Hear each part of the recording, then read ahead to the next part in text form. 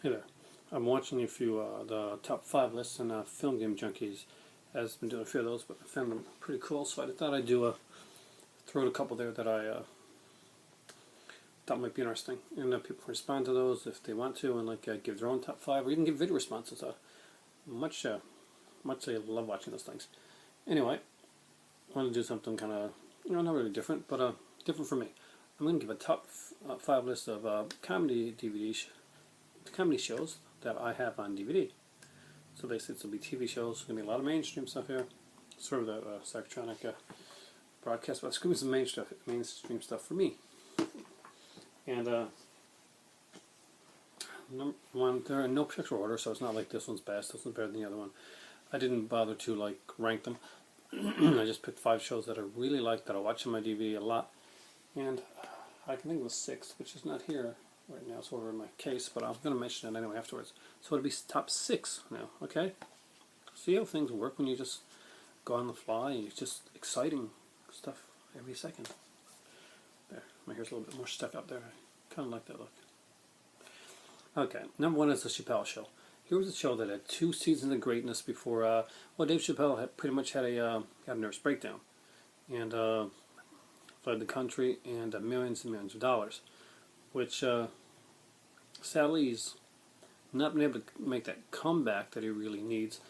I love this show. I thought it was brilliance personified, and for the 2 seasons that Dave Chappelle did this, it was incredible. There are skits there that you will never forget, that'll stand the test of time with many others. There's characters that he did, like his Little John character, Rick James, Charlie Murphy's True Hollywood Stories.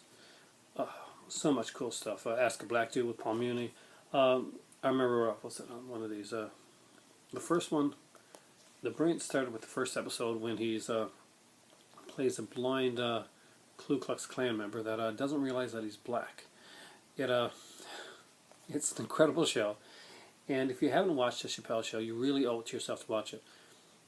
This is definitely one of my favorites. If this was on top of the list, this would be one of the ones that would be on top of the list. Definitely on top of the list. And it's great. The second season is great. The last episodes, which is basically after he left, they tried to keep the show going with with a couple of the other people from his show, basically hosting it. Well, they did his skits and filled it in with their own skits, which really didn't work. His skits showed out as being pretty freaking brilliant, while the other stuff came off as pretty tepid and meh. But Chappelle Show, 2 seasons, guys, definitely something to know. Next up is a favorite Britcom of mine, and that is Extras. If you're going to buy this one, buy the complete set. You get Series 1, Series 2, and you get the Christmas special that ends it all off just the way that it should be. Now, it's not really a Christmas special, but it's a special. Usually these things came out on Christmas, so we'll say it's Christmas. Yeah, it's a Christmas special. Ricky Gervais is never more brilliant than he is here. And yes, I know The Office was around, but I actually preferred this to The Office. There are some great shows on here. The episode with Patrick Stewart stands out a lot. It's hard to believe that he wasn't the first choice for that episode, that the other actor had to pull out, and he came in and did it brilliantly. Again, Ben Stiller does an episode here, and his dodgeball speech that he makes, it's incredible. Kate Winslet does an amazing show. This is just a great show. A lot of big actors are in this, big name celebrities, and they never overpower the show. It's really Ricky Gervais' show. And the perky and brilliantly beautiful girl that works with him, Maggie, was one of my crushes. And of course, his writing partner and genius, Stephen Merchant, does an amazing job as his talent agent that doesn't believe in him at all. But he's got the guy from EastEnders. Next up was one I showed on my channel yesterday when I did an unboxing of it, and that is Married with Children. I know this is a favorite of a lot of people's, and mine too. Honestly, this is real life as opposed to Cosby Show. So a lot of fun stuff on this. The show ran 11 seasons, and Not every season is as gold as the other one, but you know what? I can sit back and watch almost any episode of Married with Children and enjoy it today the same as I did when I was watching it originally. Sometimes, in some cases, more so. Great stuff.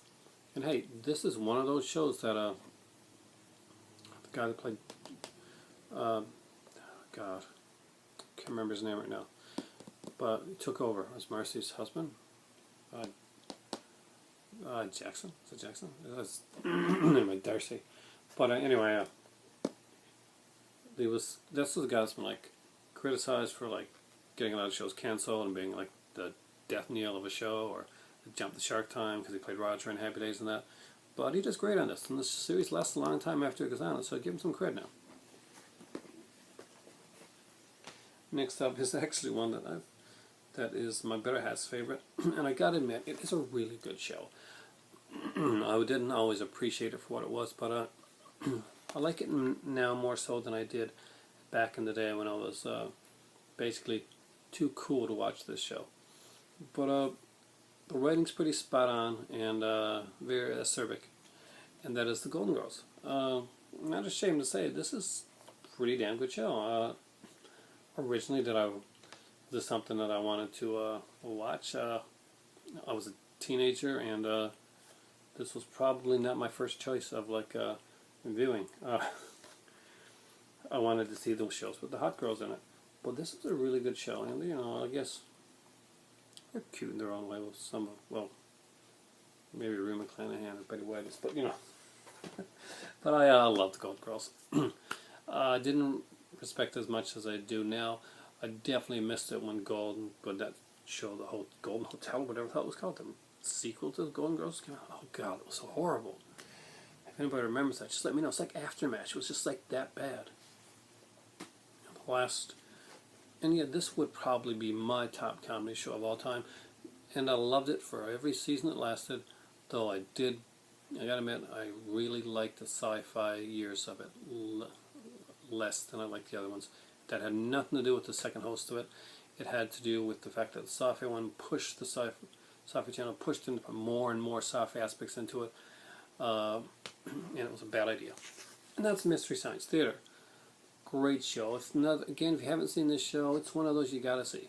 And the cool thing about this is I couldn't believe when I finally caught up with the show is that what I've been doing for years with my cousins and my friends and stuff like that, just riffing on movies, had become a successful television series, and it was well done.